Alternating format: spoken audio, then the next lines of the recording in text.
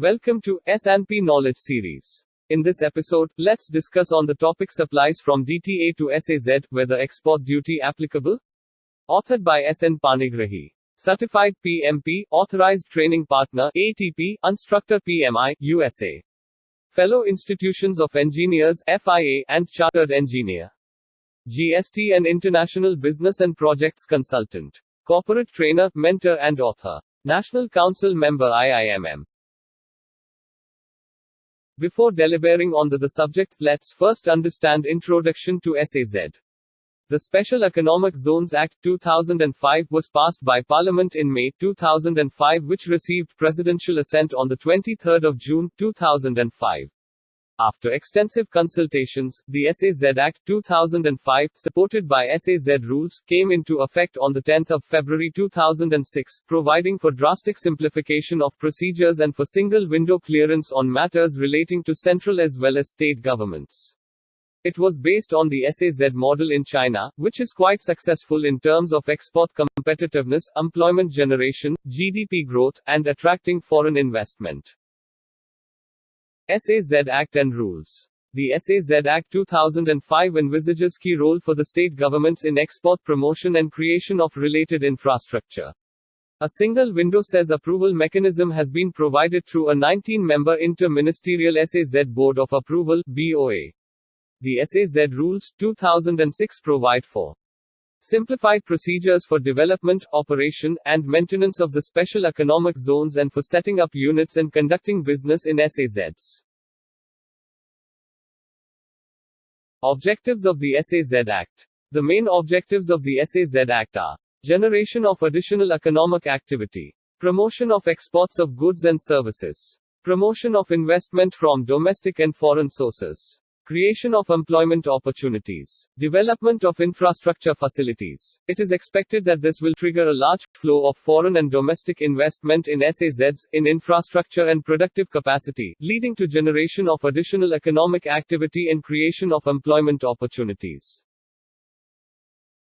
Incentives in special economic zones. The salient features of the SEZ scheme are a designated duty-free enclave to be treated as a territory outside the customs territory of India for the purpose of authorized operations in the SEZ. No license required for import, manufacturing or service activities allowed. The SEZ unit shall achieve positive net foreign exchange to be calculated cumulatively for a period of 5 years from the commencement of production.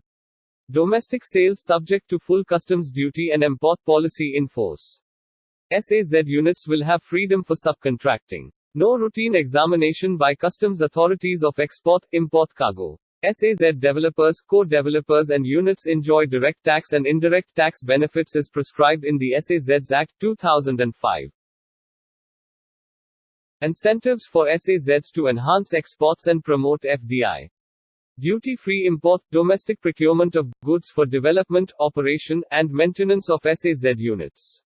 Tax exemption for offshore banking units in SEZ, exemption from central sales tax, service tax, and state sales tax. These have now been subsumed into the Goods and Services Tax (GST), and supplies to SEZs are zero rated under the IGST Act 2017. Single window clearance for central and state level approvals. Exemption from capital gains tax, subject to conditions. Classification of goods and customs tariff. Classification of imported, export goods is governed by the Customs Tariff Act, 1975, an act to consolidate and amend the law relating to customs duties. It contains 2 schedules. The first schedule contains description of goods chargeable to import duty. The second schedule contains description of goods chargeable to export duty. It also specifies the customs duty rates, tariff. It is called the Indian Customs Tariff, or Tariff Schedule. These are aligned with HSN.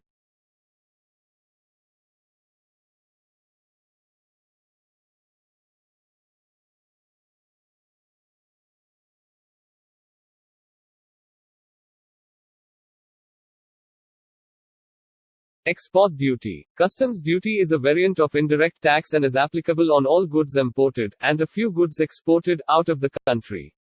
Generally, customs duties are levied on imported goods. On the other hand, exports are encouraged by providing incentives. However, in a few cases a country may restrict exports and wish to protect its home industries and make available adequate supplies of goods, especially raw materials, commodities and inputs for industries for further value creation in their own country and to mitigate shortage or scarcity of goods.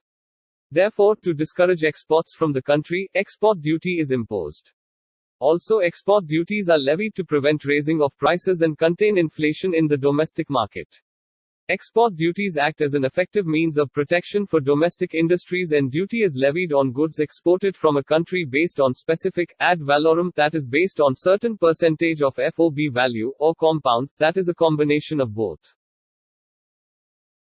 Export duty provision in Indian Tariff Act 1975. Section 8 of Indian Tariff Act 1975 provides emergency power of central government to increase or levy export duties, and it reads: 1. Where in respect of any article, whether included in the second schedule or not, the central government is satisfied that the export duty leviable thereon should be increased or that an export duty should be levied, and that circumstances exist which render it necessary to take immediate action, the central government may, by notification in the Official Gazette, direct an amendment of the second schedule to be made so as to provide for an increase in the export duty leviable or, as the case may be, for the levy of an export duty on that article.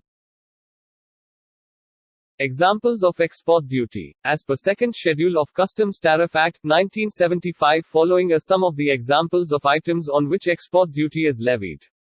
Black pepper, 5 rupees per kilogram. Cardamom, 50 rupees per kilogram. Groundnut kernel, 1500 rupees per ton. Raw sugar, white or refined sugar, 20%. Raw wool, 25%. Raw cotton, 10,000 rupees per ton. Coir yarn, 15%. Electrodes of a kind used for furnaces, 20%. Bauxite, natural, not calcined, 30%. Manganese ore, 20 rupees per ton. Mica including fabricated mica, 40%. Export duty on iron and steel intermediates. Recently Government, Vide Notification 28/2022 CUS, dated 21 May 2022, notified export duty on 11 iron and steel intermediates to increase local availability of these goods and to contain raising domestic prices which may affect adversely the downstream industries, real estate industry and other direct consumers. Supplies from DTA to SEZ, whether export duty applicable? Now on this subject let's discuss. As per third proviso to Rule 27 of SEZ Rules, 2006, inserted Vide Notification 19 September 2018, which states, provided also that supplies from domestic tariff area to special economic zones shall attract export duty, in case, export duty is leviable on items attracting export duty. Supplies from DTA to SEZ, whether export duty applicable? Moving into rein in input prices and control runaway inflation, the government on May 22 imposed an export duty of 15% on select pig iron, flat-rolled products of iron or non-alloyed steel, bars and rods and various flat-rolled products of stainless steel and another 45% on iron ore pellet etc. Vide Notification 28/2022 CUS, dated 21 May 2022. So, as per third proviso to Rule 27 of SEZ Rules, 2006, it is very clear that export duty on certain steel items is applicable in case of supplies from DTA to SEZ. Do you find the presentation informative and useful? If yes, then click like and also subscribe the channel for free to receive updates. Thank you. For more details contact SN Panigrahi at the below contact details.